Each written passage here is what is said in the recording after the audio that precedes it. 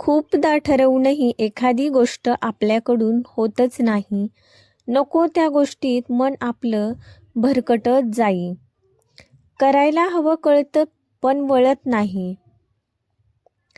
अशा वेळी स्वतःवर थोडीशी जबरदस्ती करून पाहावी.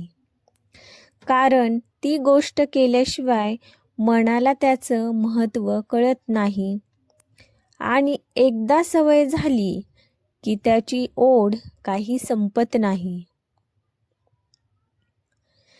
एक छोटीशी सुरुवात स्वतःसाठी असते खूप महत्त्वाची, कारण त्यानंतर जग आणि जगणंच बदलतं आपल्यासाठी.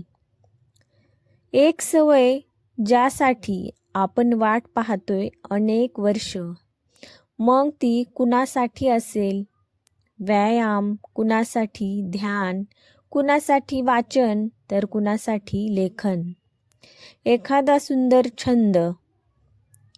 सहज शक्य होणाऱ्या, आपल्याला अंतर्बाह्य बदलवून टाकणाऱ्या, शरीर आणि मन निरोगी ठेवणाऱ्या. यासाठी गोष्टींसाठी आपल्याकडे वेळ नाही, ही एकच काय ती अडचण, आणि हीच मोठी खंत. या सवयींचे परिणाम आणि फायदे आज दिसले नाही तरी दीर्घकाळात ते अनुभवायला मिळतात नक्की. जगाला नाहीच दिसले तरी आपल्याला अनुभूती आल्याशिवाय राहत नाही.